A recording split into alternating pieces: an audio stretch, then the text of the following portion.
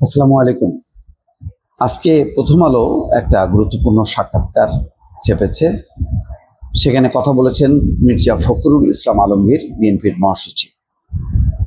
সেই আলোচনায় যেটা হাইলাইট হয়েছে যে আওয়ামী লীগের দীর্ঘ ফ্যাসিবাদী শাসনের পর দক্ষিণপন্থীদের উত্থান ঘটতে যাচ্ছে কিনা রাজনীতিতে, এই প্রশ্ন করার পর মির্জা ফখরুল ইসলাম আলমগীর কিন্তু সেটাকে সাপোর্ট করেছেন, অর্থাৎ মত দিয়েছেন, হ্যাঁ তিনিও দেখছেন এবং বলছেন যে সেজন্য আমি উদ্বিগ্ন। আমি বাংলাদেশকে সবসময় একটি সত্যিকার অর্থে উদারপন্থী গণতান্ত্রিক বাংলাদেশ হিসাবে দেখতে চাই। এখানে গণতন্ত্র হবে সবচেয়ে বড় বিষয়। সেই জায়গায় যদি এখন এমন এমন রাজনৈতিক শক্তির উত্থান হয় যারা গণতন্ত্রেই বিশ্বাস করে না, পরিষ্কার ঘোষণা দিয়ে করে না, আবার তারা নিজেরা জোর করে চাপিয়ে দিতে চায় মতবাদকে, এটা নিঃসন্দেহে অ্যালার্মিং সিচুয়েশন। কিছু কিছু দলের মধ্যে এমনও কথা আছে যে মহিলাদের তারা কিছুতেই সামনে আনতে চায় না।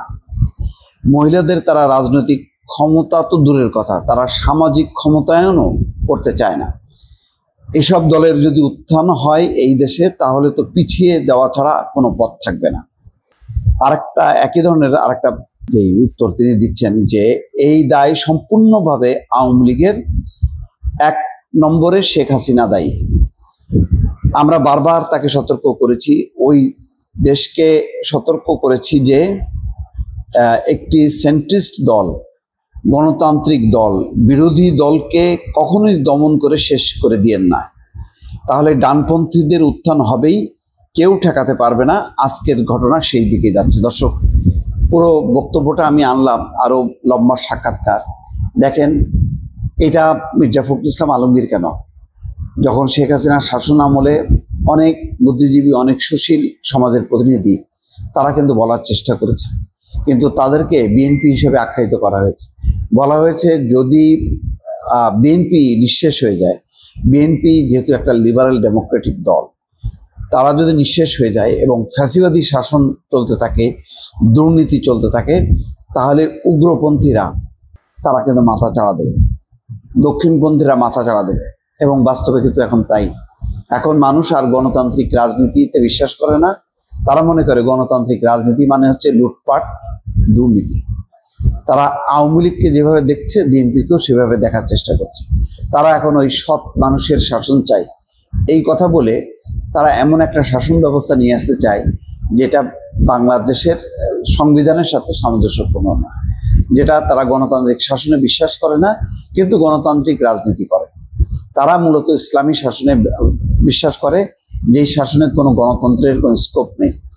তো এখন পরিস্থিতিটা দেখেন কত নাজুক অবস্থা, এবং এই অবস্থাটা তিলে তিলে বিএনপিকে ধ্বংস করো এবং আওয়ামী লীগ ক্ষমতায় থাকো, কিন্তু এই নীতি যে কখনো ফলপ্রসূ হয় না।